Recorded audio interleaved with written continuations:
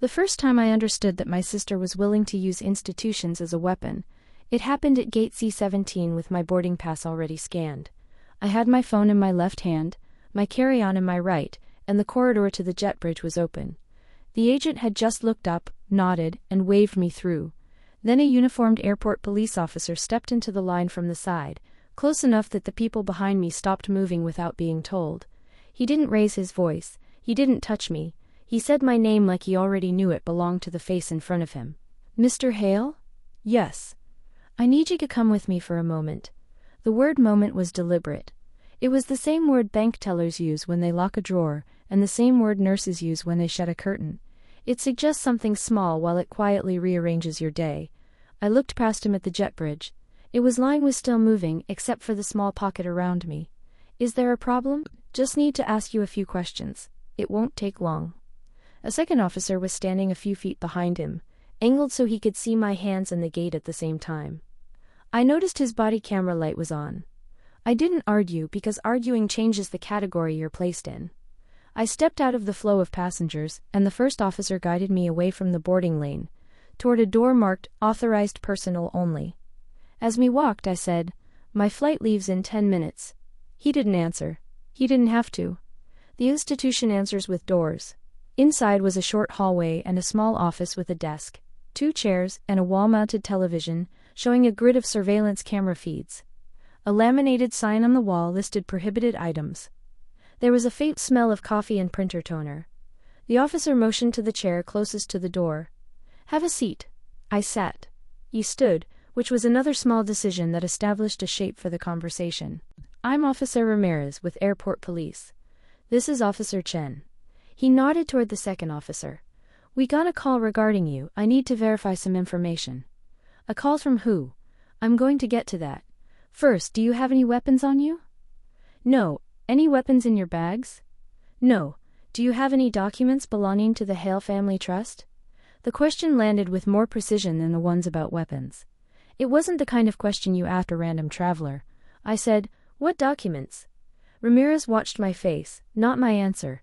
"Any original wills, any trust instruments, any powers of attorney, anything you're transporting today that belongs to an estate." I looked at my carry-on, the same simple black bag I'd used for work for years. "I have my laptop, a notebook, clothes, chargers, that's it." He nodded as if he'd expected that exact list. "Do you have a folder? Maybe in a manila envelope?" "No." Ramirez walked to the desk and picked up a paper. I saw the top edge was a fax printout curled slightly. "I'm going to read something to you," he said. "Tell me if you understand." He read a paragraph that had the tone of legal writing but the structure of a threat. It claimed that I had unlawfully taken estate documents and intended to leave the jurisdiction to interfere with probate proceedings. It referenced an emergency order authorizing law enforcement to detain me and secure the documents until a county deputy could take custody. He stopped and looked up. "Do you understand what I just read?" "I understand the words," I said. "I don't understand why you're reading them to me." He slid the paper across the desk. "This was faxed to our office this morning. It includes your name, date of birth, and a description of your baggage." I didn't touch the paper yet. I leaned forward just enough to see the header. It had a seal that looked like a county seal, but something was off about the spacing. The case number line was blank. At the bottom there was a typed signature block. "Honorable Elizabeth M. Rowe, Presiding Judge." No ink, no embossed stamp, no digital verification line. I said, "Where did this come from?" Ramirez said, "The fax header shows a number tied to a home office line, not a courthouse." I looked up at him. "So you know it didn't come from the court?" "We know where it came from. That's not the same as knowing whether it's valid." That was when I understood the procedural trap. Validity isn't truth, it's a status assigned by a system, and until the system decides, you're the object being moved. Ramirez continued. "We have a complainant stating you took originals from a safe, and that you're attempting to miss a scheduled legal proceeding." "A will reading," I said, because there was no point pretending I didn't know what this was about. "It's today." Ramirez's expression didn't change. "Where is the will reading?" "Klein and Mercer downtown, 10:30. Officer Chen glanced down at his own phone, then back up, quick and controlled. Ramirez didn't look at Chen, but he registered it. Ramirez said, "Who's the complainant?" I already knew the answer, but I let him say it. "Lauren Hale. My sister, The office stayed quiet except for the low hum of the television. One of the surveillance feeds showed a different gate with passengers standing, motionless, in a line that would keep moving without me. Ramirez said, "We need to determine whether there's probable cause to search your property for those documents. We also need to confirm whether there's an active order to detain you." "You're holding me now," I said. "We're detaining you pending verification," Ramirez corrected. "You're not under arrest. That distinction matters in reports. It matters less in time." I said, "My sister lied." Ramirez didn't respond to that. He said, "Do you consent to a search of your bag?" I thought about the day ahead the way you think about a closing argument you didn't know you have to make. Consent would speed up one part and complicate another. Refusal would slow everything down and make me look like I had something to hide. I said, "Yes, search it." Ramirez nodded like he'd been waiting for the clean option. He put on gloves, unzipped my bag, and methodically removed items onto the desk. Laptop, charger, notebook, a paperback I'd grabbed at the newsstand, because my hands needed something to do, a small toiletry kit.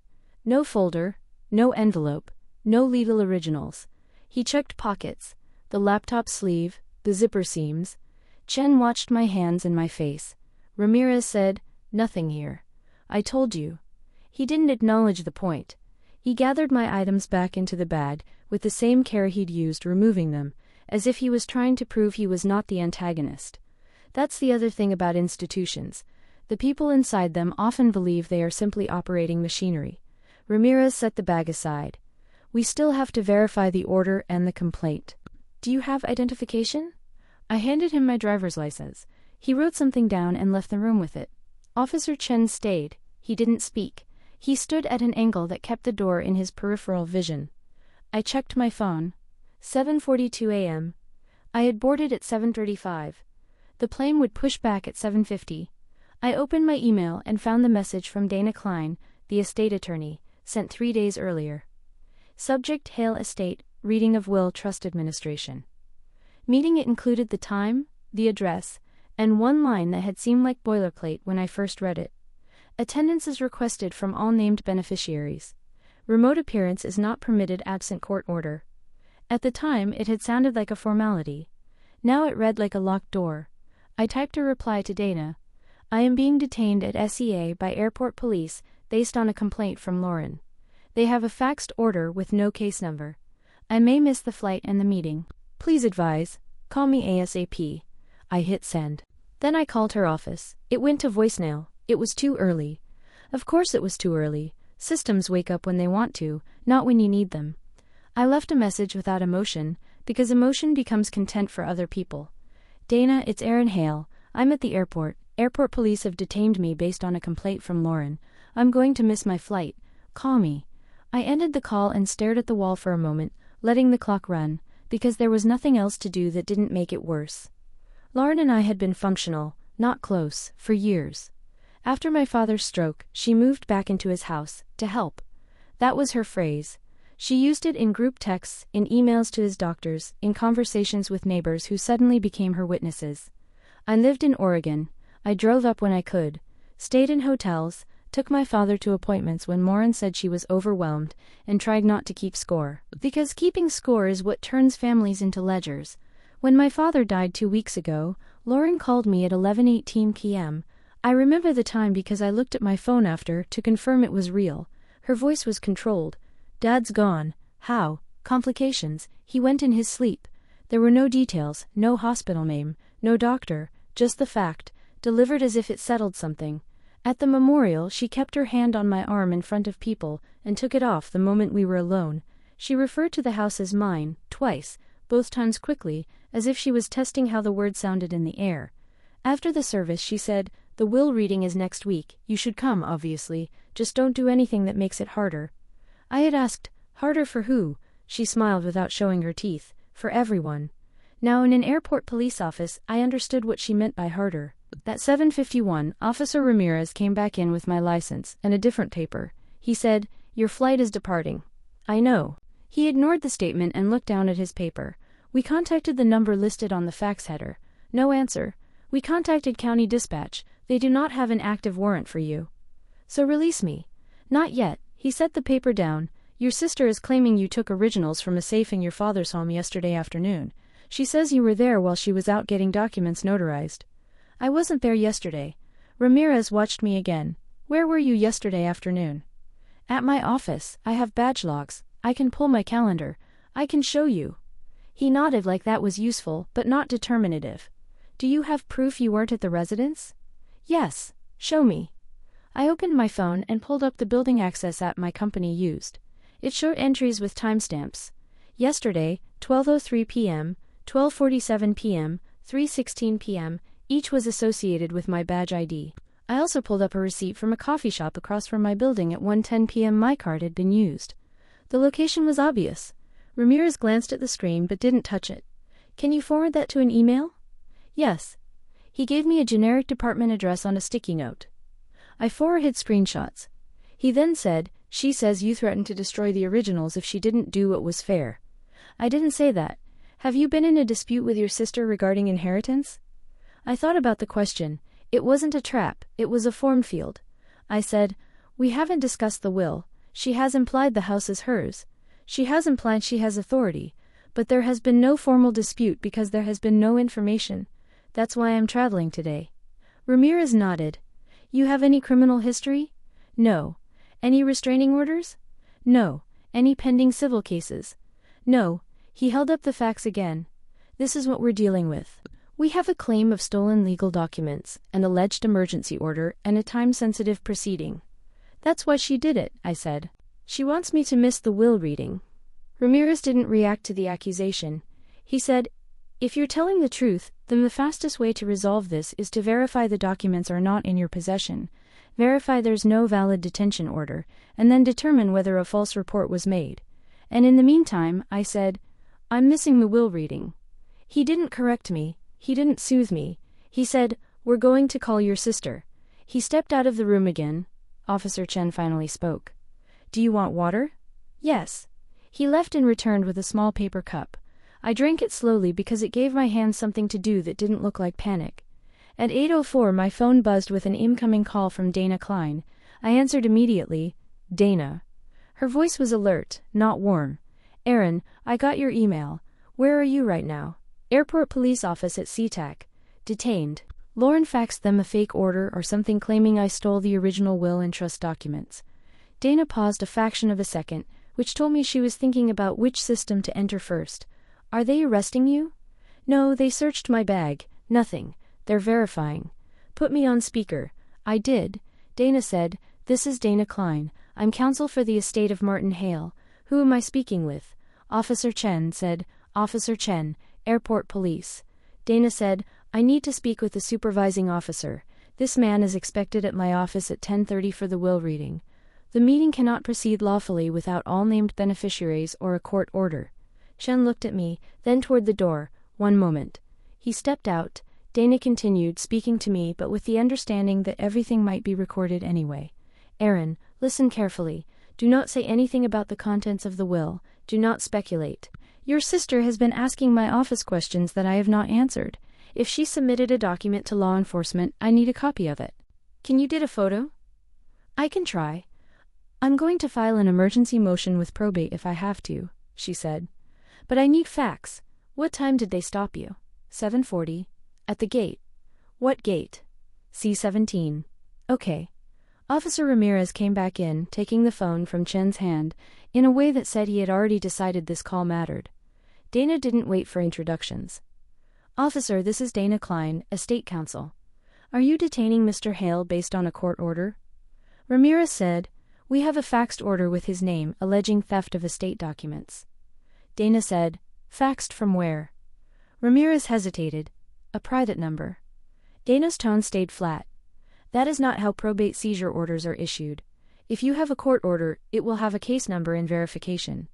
If you have a complaint, that's different. But you are interfering with a scheduled probate proceeding this morning. I'm requesting you release him immediately or, at minimum, allow him to appear remotely at 10:30. If you continue this detention without lawful basis, I will document it for the court. Ramirez said, we're verifying. Dana said, verify with the court clerk, verify with the issuing judge's chambers, not with a private fax number, and I want the complainant advised that submitting false court documents is a crime. There was a small pause. I could hear Ramirez's breathing, controlled, as if he was recalibrating from airport security issue to legal contamination. Ramirez said, "Ma'am, can you send me something in writing stating your position and the necessity of his attendance?" "Yes," Dana said. "Give me your email." He read it.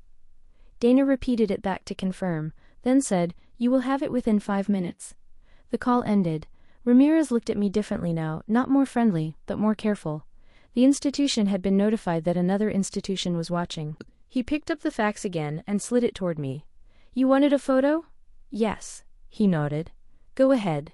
But don't post it anywhere." I took a photo, making sure the header, the blank case number line, and the signature block were visible. I emailed it to Dana. Then Ramirez said, "You said you weren't at the residence yesterday. When was the last time you were at your father's house?" 2 weeks ago, I said. "After he died, for the memorial. I stayed at a hotel. I was at the house for a few hours with other family there." "Did you access a safe?" "No." "Do you know where the safe is?" "Yes." "Who else knows?" "Morin, my father." "Possibly his attorney." Ramirez nodded. "Do you have keys to the residence?" "No. Lauren changed the locks after my father's stroke. She said it was for safety." He wrote something down. At 8:16 my phone buzzed again, a text message from Lauren. "Are you on your way? Dana said you should be there early." I stared at it. The timing was too exact. She wanted confirmation that I had been stopped without admitting she caused it. I didn't respond. Ramirez's phone rang. He answered, turned slightly away, and listened. Then he said, "Yes, ma'am, we're calling to clarify.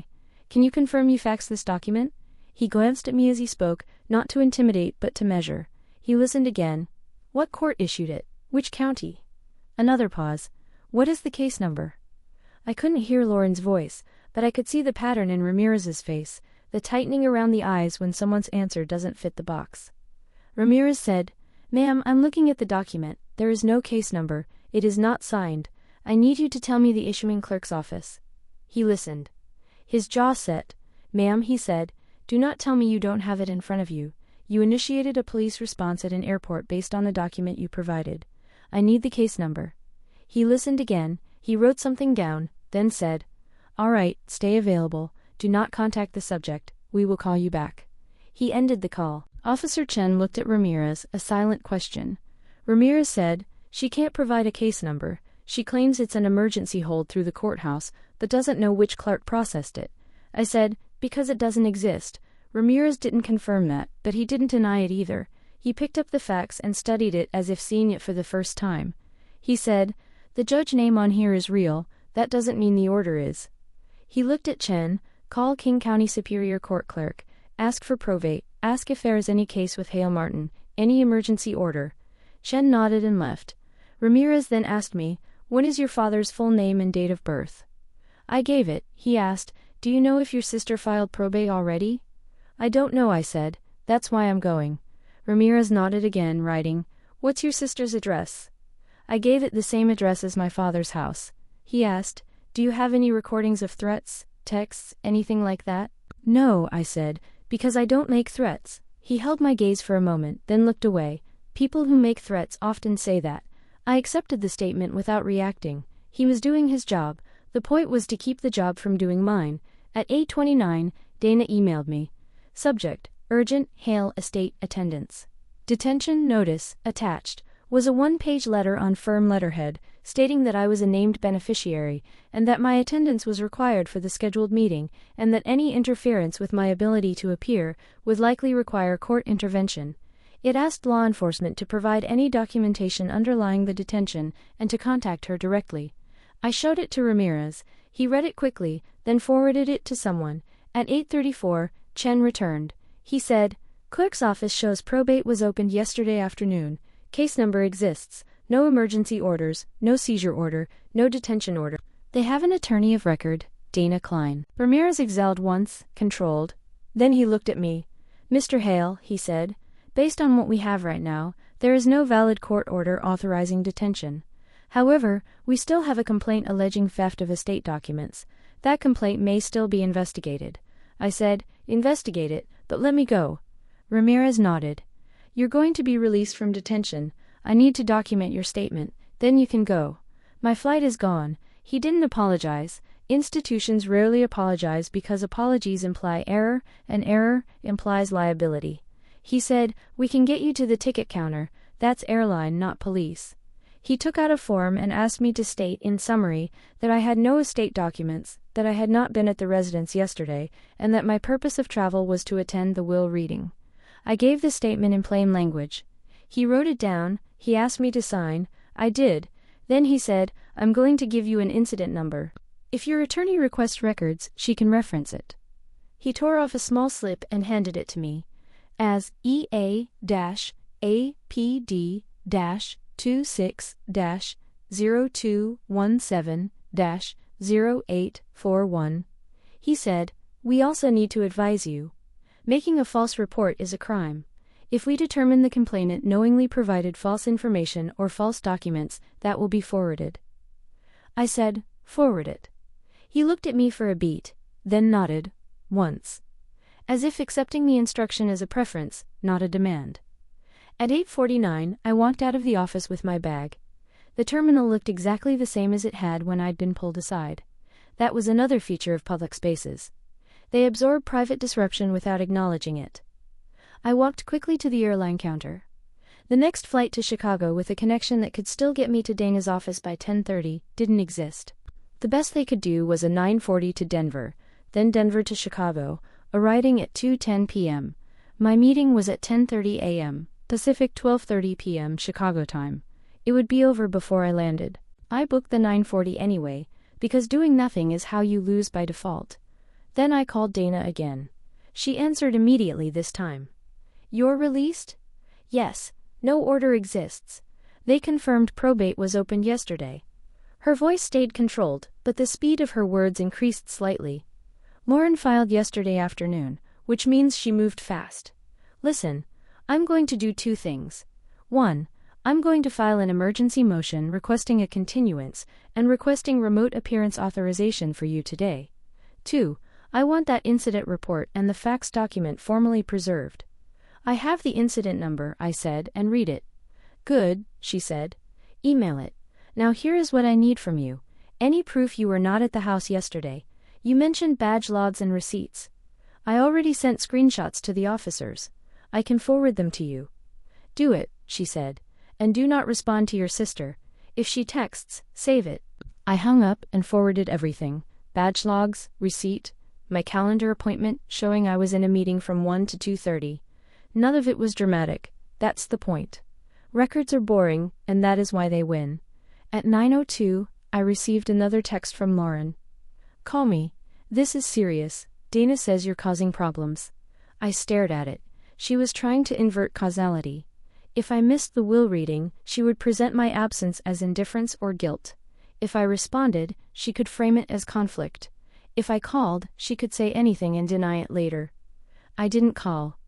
At 9:11, Dana emailed again. Subject: emergency motion filed, hearing request. The message was short. She had filed an emergency motion in probate requesting that the will reading be continued and that no distributions be made until all named beneficiaries could be present. She had requested an expedited telephonic hearing with the duty judge. She added one line that mattered: Lauren opposed. That meant Lauren wasn't just trying to keep me away. She was actively telling the court that I should not be accommodated. She wanted the system to ratify my absence. At 9:18, my phone rang. It was a number I didn't recognize with a local area code from my father's county. I answered. "Hello, this is Deputy Hollis with King County Sheriff's Office," a calm male voice said. "Am I speaking with Aaron Hale?" "Yes." "Mr. Hale, I'm calling because airport police forwarded a complaint made by your sister, alleging theft of estate documents and an attempt to remove them from the state. I understand you were detained briefly at SeaTac. Are you currently at the airport?" "Yes. I need to ask you a few questions. This is not an arrest, it's an inquiry." "I understand. Do you have any original estate documents in your possession?" "No. Have you been to the residence at 418 Tanglewood in the last 48 hours?" "No. Do you have any intention to interfere with probate proceedings?" "My intention is to attend them." There was a small pause. Hollis said, Your sister provided a faxed document to airport police that appears to represent itself as a court order. Do you have any knowledge of that? Yes, I said. I saw it. It had no case number. It was not signed. Hollis said, "All right, this call is being documented. I'm going to request the original fax transmission from airport police and compare it against court records." Do you have counsel? Yes, I said. Dana Klein. I have that name, he said. If we need a formal statement, I may contact her. For now, continue to your meeting if you can. My meeting is in Chicago, I said. I'm going to miss it. Hollis didn't react. That may be addressed by the court. Save any texts or emails from your sister. Don't engage. Understood? Yes. When I ended the call, I didn't feel relieved. I felt the problem widening. When law enforcement enters a family dispute, the dispute becomes a file, and files move according to their own logic. At 9:40, I boarded the flight to Denver. In the air, I kept my phone on airplane mode, but I drafted an email to myself listing every fact I could verify. Times, locations, names, incident numbers. It read like a report, not a story. That was intentional. If it ever became testimony, stories become arguments, and arguments become vulnerable. Facts are heavier. We landed in Denver at 12:08 p.m. I turned on my phone and received 3 emails from Dana, 2 missed calls from her office, and 5 texts from Lauren. The last text from Lauren was at 11:57 a.m. You did this to yourself.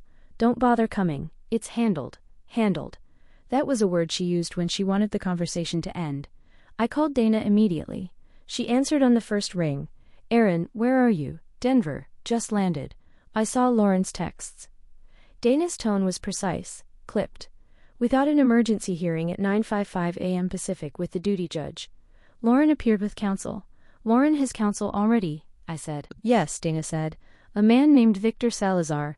He filed a notice of appearance this morning. That is not normal speed unless she planned for it. What did the judge say? Dana paused half a second, then said, the judge was not happy about the false facts.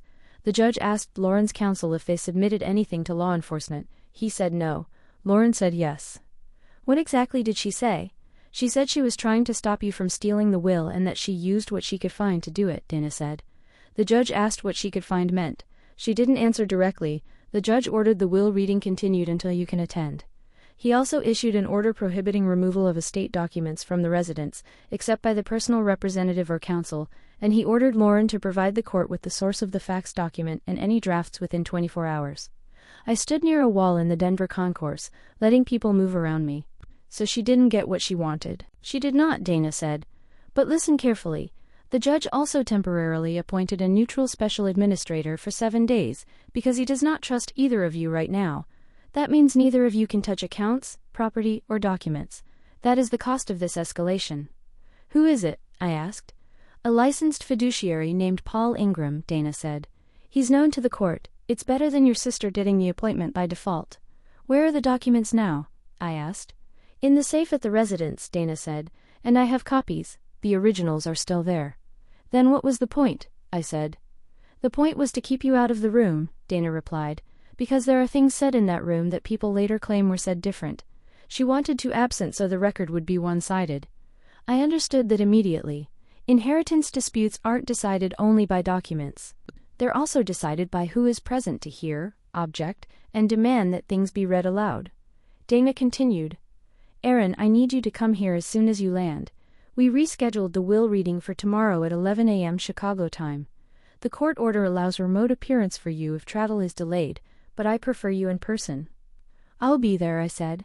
Before hanging up, Dana added, one more thing. The judge directed the sheriff's office to investigate the false facts. That means your sister's behavior is now in a lane she cannot charm her way out of. At 3:18 p.m., I boarded the Denver to Chicago flight. I arrived in Chicago at 6:02 p.m. and took a cab to a hotel near Dana's office. In the room, I laid out everything on the desk, my passport, my driver's license, the incident number, the emails, screenshots of Lauren's texts. It looked like preparation for trial, not mourning. At 7:21 p.m., Dana emailed a PDF titled, Court Order, Temporary Administration Heal Estate. It had a case number, a real digital signature line, and the kind of formatting that can't be produced on a home printer without experience. The order did 3 key things. Continued the will reading. appointed Paul Ingram as special administrator, directed Lauren to preserve and produce the source material of the facts she had used. Preserve and produce. Those words matter. They mean the court anticipates evidence. At 8:03 p.m., I received an email from a generic address, notifications@fiduciaryservices.com. Subject: Hale Estate, Temporary Special Administration, Notice to Interested Parties. Paul Ingram introduced himself, provided his license number, and stated that he would be securing the residence and documents in the morning, with a sheriff's deputy present. He requested that neither party contact household banks, utility companies, or any tenants, and that all communications go through counsel. It was bureaucratic and calm and exactly what I wanted. Neutrality is expensive, that it buys time. At 8:17 p.m., Lauren called me. I let it ring, then I saved the missed call. At 8:22 p.m., she texted. I hope you're happy. May put a stranger in Dad's house because you couldn't stay out of our business. I read it twice, the first time as a brother. The second time as a record keeper. She had admitted it was her business, not his. That was important. The next morning, at 9:10 a.m., I met Dana at her office. Dana was in her 40s, direct, with a habit of moving files with two hands like they were fragile. Her conference room was glass-walled. On the table was a bound copy of the trust documents, and a thin folder marked Originals, to be opened with special administrator present. I don't like this, she said, not emotionally, but professionally. Your sister forced the court into a protective posture. Now everything will be watched. That's good, I said. It is, she agreed. But it also means any misstep will be punished equally. I sat. What happens today? At 10, Paul Ingram and the deputy will open the safe and inventory the originals, Dana said. At 11, we do the will reading with the inventory list attached. Lauren will be here with her attorney. You will say as little as possible. I nodded. Dana slid a single sheet toward me. This is the fax the airport police sent over to me last night after I subpoenaed it informally. Look at the metadata line at the top. I looked. It included a timestamp and a sending ID, sender ID, HFT, office fax number, a local number I didn't recognize. I said, HFT is Hale Family Trust. Yes, Dana said. But that's not a court, and your father's trust never had an office fax line. She tapped the paper. This came from a physical fax machine or an online fax service. We're going to find out which. At 9:44, Paul Ingram arrived with the deputy sheriff. Paul was in a suit without any sign of vanity. He introduced himself, shook my hand, shook Dana's hand, and nodded at Lauren and her attorney when they entered at 9:47. Lauren looked polished, like she'd slept and chosen her outfit carefully. Salazar carried a leather briefcase and a legal pad. No one hugged, no one asked how anyone was doing. We were past that. Paul said, we will proceed with the inventory first. Deputy will remain present. Ms. Klein, do you have the safe location confirmed? Dana said, yes. Lauren's mouth tightened slightly. I noticed it because she was trying to keep control of it. Paul said, Mr. Hale, Ms. Hale, per court order, neither of you will handle originals today, you may observe. Lauren said, that's unnecessary. Paul didn't react. It's required. The deputy, a woman with a calm posture and a visible radio, said nothing. At 10:02, Dana placed a speakerphone on the table. Paul dialed a number. A locksmith answered. Paul confirmed the appointment at the residence. The locksmith would open the safe if needed. Paul said, we will document the process, bring your ID. Lauren shifted in her chair, then said to Salazar in a low voice, this is ridiculous. It was the first time she sounded like herself, not a public-facing version. At 10:16, Paul received a text. He glanced at it and said, Deputy and locksmith are on site. They're entering now. At 10:23, the speakerphone picked up ambient noise. Footsteps, a door opening, a brief metallic sound. The locksmith spoke, naming himself, stating his license number, and saying the safe was in a hall closet behind a false panel. Lauren stared at the table. I watched her hands, they were clasped tightly. The locksmith said, safe is open, I see documents. Deputy said, proceed with inventory. The next 10 minutes were controlled and precise. The locksmith read titles. The deputy repeated them. Paul wrote them down. Dana listened and occasionally asked a clarifying question. Original last will and testament of Martin Hale, dated May 14, 2018. First Amendment to the Hale Family Trust, dated September 3, 2022. Durable Power of Attorney, Martin Hale, dated September 3, 2022. Healthcare Directive, Property Deed Copies, a sealed envelope labeled to be opened in presence of counsel. When that last one was read, Lauren's head lifted slightly. Her eyes went to Dana, then to Paul. Dana said, "That envelope is referenced in the trust schedule," as if she was stating a fact about weather. Paul said, "We will transport originals to counsel's office immediately," and told the deputy, "Seal everything in evidence bags." Lauren finally spoke clearly, "You're taking my father's papers out of his home." Paul looked at her, calm. "They are not yours, they are the estate's, and a court order prohibits removal by interested parties. I am not an interested party." Lauren's face stayed composed, but her voice sharpened 1 degree. "He would have wanted me to keep them safe." Paul said, "Your actions yesterday suggest otherwise." Silence sat in the room, not dramatic, just heavy with implication. At 10:41 Paul ended the call. "Originals are en route, deputy is escorting." Dana looked at her watch, "We begin at 11. At 10:52 a courier arrived with a sealed container. The deputy signed a chain of custody form. Paul signed. Dana signed. Then Paul placed the container in the middle of the table and did not open it yet. He said, "Before we proceed, I need to address a separate matter." The court ordered Ms. Hale to provide the source of the fax document used to detain Mr. Hale. Lauren's posture stiffened. Salazar leaned slightly forward.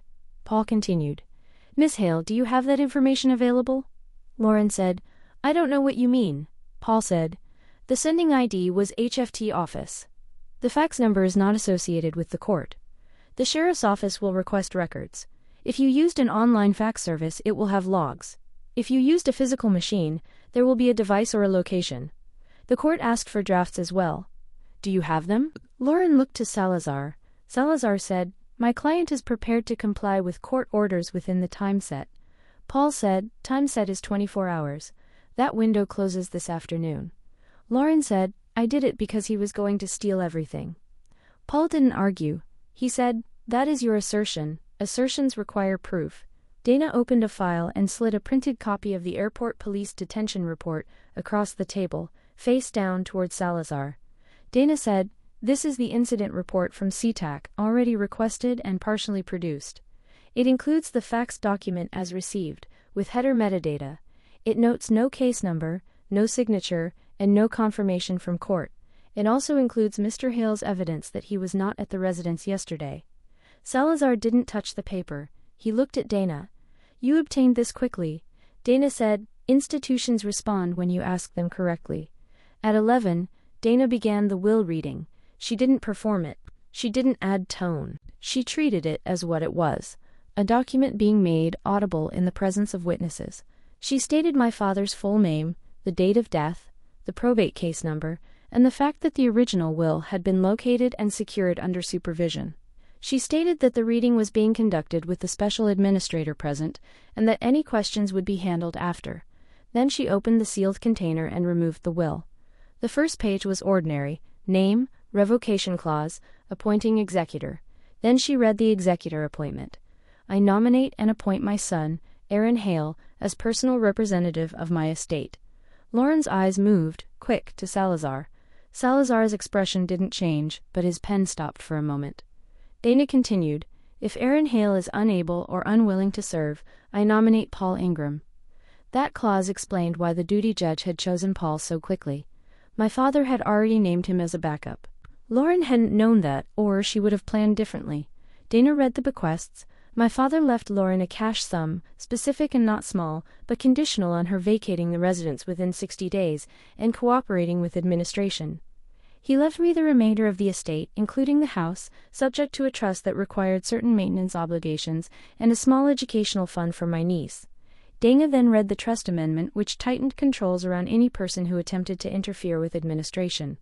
It contained a clause authorizing immediate suspension of any beneficiary's distribution if they submitted fraudulent documents or made knowingly false reports to law enforcement in relation to the estate. Dana didn't emphasize that sentence. She read it like the rest, but the room changed anyway. Lauren didn't shout. She didn't cry. She went still, which was her version of recalculating. Salazar finally spoke. "We will need time to review." Dana said, "You will have copies today." Lauren said, in a voice that had lost its polish. "This can't be right." Paul looked at her. "It is right unless a court says otherwise, and courts prefer originals and chain of custody, which we have." Lauren looked at me, and for the first time since the memorial, her expression wasn't curated. It was not rage, it was something closer to recognition that she had misjudged the environment. She said, "He didn't mean," Dana cut in, not sharply, just firmly. "Do not interpret, we administer." At 11:28, Dana ended the reading. She handed copies to both parties, each stamped and initialed. Paul signed a receipt. Salazar signed a receipt. Then Paul said, "Now we move to procedural aftermath. Mr. Hale will be appointed personal representative once the court lifts my temporary appointment, which will likely occur after the 7-day period or sooner by motion. Ms. Hale, you are ordered to vacate the residence under the trust terms if you wish to receive your distribution. Your counsel will advise you." Lauren opened her mouth, then closed it. She looked at Salazar again, but Salazar's posture suggested he had already seen where the road went. Dana said, "One more item. The sealed envelope referenced in the inventory." Saul nodded. "Open it." Dana opened it carefully and pulled out a single sheet.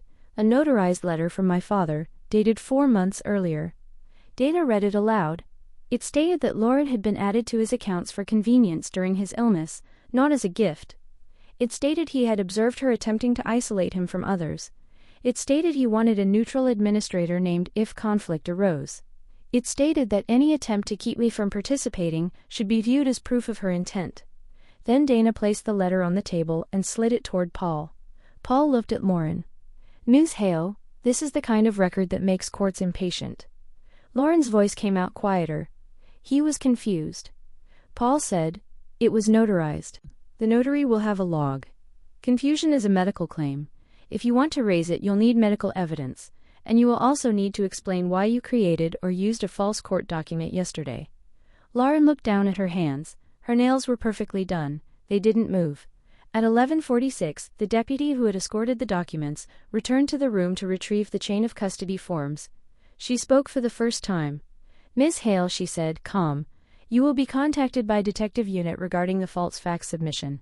Do not delete anything. Do not reset devices. Preservation order is assumed once the court has directed production." Lauren looked up. "I didn't." The deputy held up her hand slightly, not as a threat, just as a boundary. "Talk to your attorney."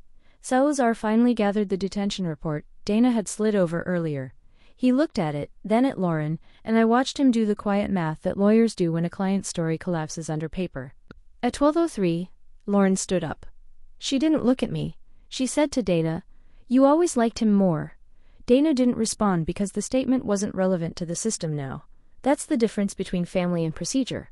Family statements are meant to wound. Procedural statements are meant to move. Lauren left with Salazar.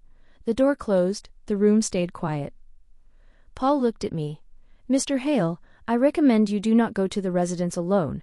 There will be an exit process. We will schedule it." I nodded. "Understood." Dana said, "Aaron, I'll file a motion to shorten the 7-day period based on today's reading and the trust's executor clause.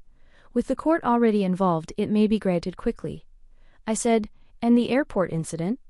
Dana tapped the detention report. "This becomes part of the record if needed. But more importantly, it becomes part of the investigation file. Your sister wanted to win by controlling the moment. She created a moment that now has timestamps, incident numbers, and a duty judge's order attached." At 12:21, I walked out of Dana's building and stood on the sidewalk for a minute, letting traffic pass. There was no rush of victory. There was only the awareness that if I had argued at the gate, if I had refused the bag search, if I had yelled at the officer, if I had called Lauren back, any of those actions could have given her the narrative she wanted.